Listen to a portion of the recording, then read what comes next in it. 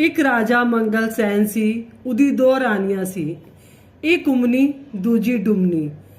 ਰਾਜੇ ਦੀ ਕੋਈ ਸੰਤਾਨ ਨਹੀਂ ਸੀ। ਰਾਜੇ ਵਿੱਚ ਸਾਰੀ ਸੁੱਖ ਸੁਵਿਧਾ ਸੀ। ਰਾਜਾ ਬਹੁਤ ਦੁਖੀ ਤੇ ਚਿੰਤਿਤ ਰਹਿੰਦਾ ਸੀ ਕਿ ਉਹਦੇ ਕੋਈ ਔਲਾਦ ਨਹੀਂ ਹੈ।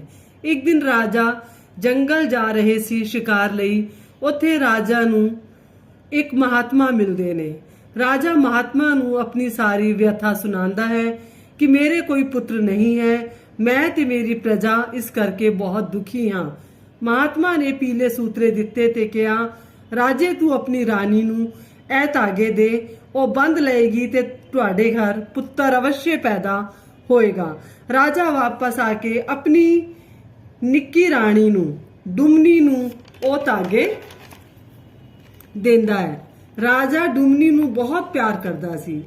ਪੂਰੀ ਵਿਧੀ ਵਿਧਾਨ ਦੱਸਦਾ ਹੈ ਕਿ ਮਹਾਲక్ష్ਮੀ ਦਾ ਵਰਤ ਰੱਖੀ ਤੇ ਇਸ ਦਿਨ ਤੂੰ ਇਹ ਧਾਗੇ ਜ਼ਰੂਰ ਬੰਦ ਲਈ। ਸਾਨੂੰ ਮਹਾਲక్ష్ਮੀ ਦੀ ਕਿਰਪਾ ਦੇ ਨਾਲ ਜਲਦੀ ਹੀ ਪੁੱਤਰ ਦੀ ਪ੍ਰਾਪਤੀ ਹੋਏਗੀ। ਰਾਣੀ ਧਾਗੇ ਤੇ ਲੈ ਲੈਂਦੀ ਹੈ। ਸੋਚਦੀ ਹੈ ਕਿ ਮੈਂ ਕਿੰਨਾ ਸੋਹਣਾ ਜੇਵਰ ਪਾਇਆ ਹੈ, ਹੀਰੇ ਜਵਾਹਰਾਤ ਦੇ ਮੈਂ ਕੜੇ ਪਾਏ ਨੇ ਤੇ ਇਹ ਧਾਗੇ ਮੇਰੇ ਉੱਤੇ ਬਿਲਕੁਲ ਵੀ ਸੋਹਣੇ ਨਹੀਂ ਲੱਗਨੇ। ਤੇ ਉਹ ਕੀ ਕਰਦੀ ਹੈ, ਪੀਲੇ ਧਾਗਿਆਂ ਨੂੰ ਦੀਵਾਰ ਤੋਂ ਪਰਾਂ ਸੁੱਟ ਦਿੰਦੀ ਹੈ।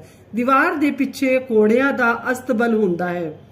ਅਗਲੇ ਦਿਨ ਉਹਨਾਂ ਦੀ ਨੌਕਰਾਨੀ ਗੋਲੀ ਆਂਦੀ ਹੈ, ਸਫਾਈ ਕਰਦੀ ਹੈ ਤੇ ਸਫਾਈ ਕਰਕੇ ਉਹ ਕੂੜਾ ਇਕੱਠਾ ਕਰਦੀ ਹੈ ਤੇ ਟੋਕਰੀ ਵਿੱਚ ਪਾ ਦਿੰਦੀ ਹੈ। ਉਹ ਟੋਕਰੀ ਚੁੱਕਦੀ ਹੈ ਤੇ ਟੋਕਰੀ ਉਹਦੇ ਕੋਲੋਂ ਚੁੱਕੀ ਨਹੀਂ ਜਾਂਦੀ।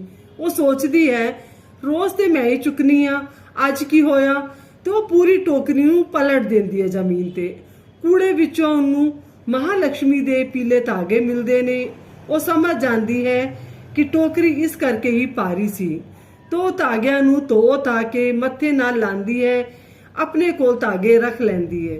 ਅਗਲੇ ਦਿਨ ਉਹ ਵੱਡੀ ਰਾਣੀ ਉਮਨੀ ਕੋਲ ਜਾਂਦੀ ਹੈ ਤੇ ਉਸਨੂੰ ਉਹ ਧਾਗੇ ਦਿੰਦੀ ਹੈ ਤੇ ਇਹਦਾ ਸਾਰਾ ਮਹੱਤਵ ਵੀ ਦੱਸਦੀ ਹੈ। ਉਮਨੀ ਤੋਂ ਰਾਜਾ ਕਿਸੇ ਗੱਲ ਤੋਂ ਬਹੁਤ ਨਾਰਾਜ਼ ਸੀ। ਉਸਨੇ ਉਸਨੂੰ ਇੱਕ ਕੁਟੀਆ ਦਿੱਤੀ ਹੋਈ ਸੀ।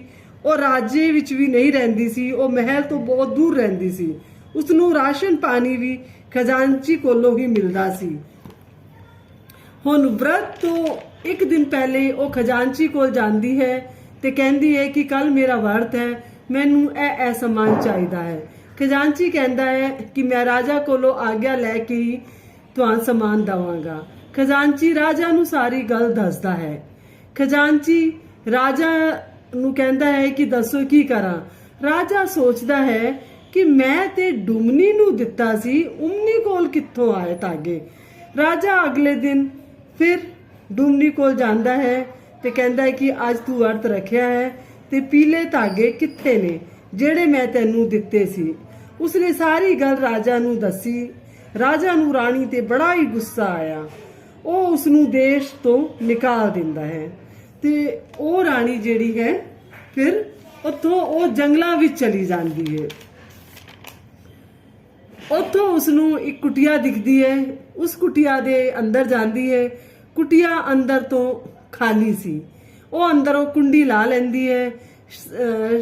ਸ਼ਾਮੀ ਵੇਲੇ ਸਾਧੂ ਭਿੱਖ ਮੰਗ ਕੇ ਆਂਦਾ ਹੈ ਤੇ ਕਹਿੰਦਾ ਹੈ ਕਿ ਮੇਰੀ ਕੁਟੀਆ ਵਿੱਚ ਕੌਣ ਹੈ, ਕੌਣ ਮੇਰੀ ਕੁਟੀਆ ਵਿੱਚ ਹੈ ਜਿਸਨੇ ਕਿ ਅੰਦਰੋਂ ਕੁੰਡੀ ਲਾਈ ਹੈ।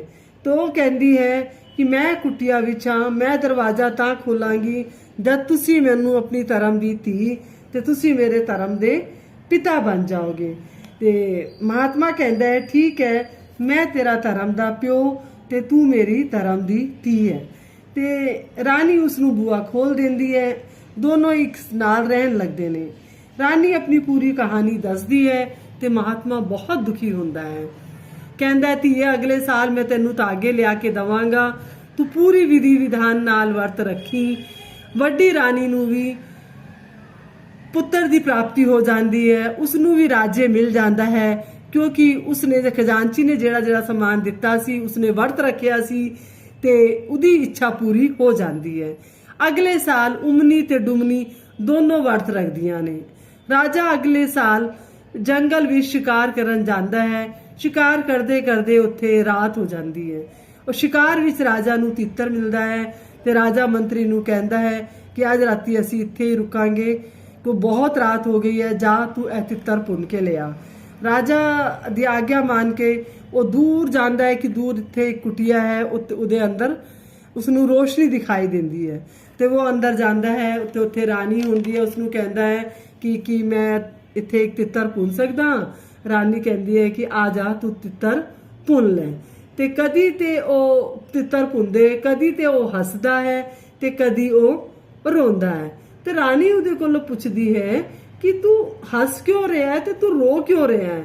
ਉਹ ਕਹਿੰਦਾ ਹੈ ਕਿ ਮੈਂ ਰੋ ਰਿਹਾ ਹਾਂ ਕਿਉਂਕਿ ਤਿੱਤਰ ਸੜ ਗਿਆ ਹੈ। ਹੁਣ ਰਾਜਾ ਮੇਰਾ ਸਿਰ ਕਲਮ ਕਰ ਦੇਗਾ।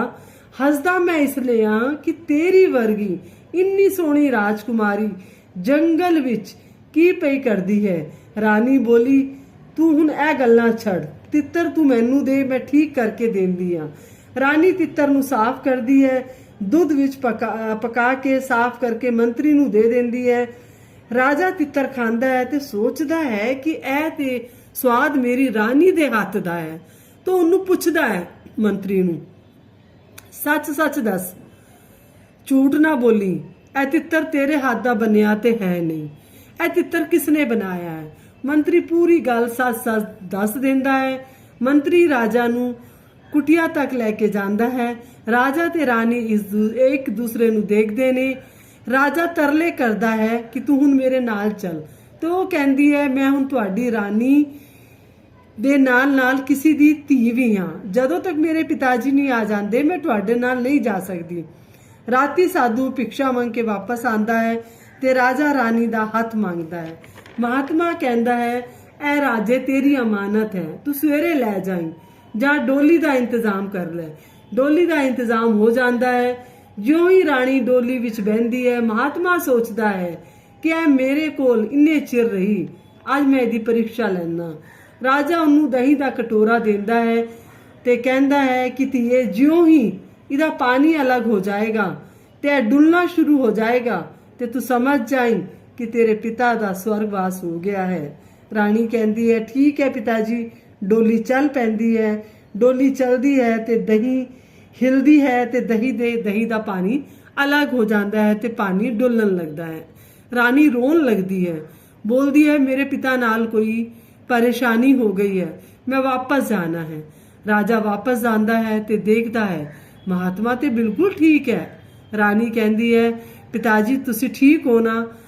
ਮਹਾਤਮਾ ਕਹਿੰਦਾ ਹੈ ਮੈਂ ਤੇ ਧੀਏ ਬਸ ਤੇਰੀ ਪਰੀਖਿਆ ਲੈ ਰਿਹਾ ਸੀ, ਤੂੰ ਪਰੀਖਿਆ ਵਿੱਚ ਸਫਲ ਹੋਈ, ਹੁਣ ਤੂੰ ਜਾ, ਤੂੰ ਸਦਾ ਸੁਖੀ ਰਹਿ, ਤੈਨੂੰ ਰਾਜ ਪਾਟ ਮਿਲੇ, ਤੈਨੂੰ ਬਹੁਤ ਸਾਰੇ ਪੁੱਤਰਾਂ ਦੀ ਪ੍ਰਾਪਤੀ ਹੋਏ ਤੇ ਤੂੰ ਸਦਾ ਖੁਸ਼ ਰਹੇ ਔਰ ਮਾਤਾ ਰਾਣੀ ਤੈਨੂੰ ਸਾਰੀ ਖੁਸ਼ੀਆਂ ਬਖਸ਼ੇ।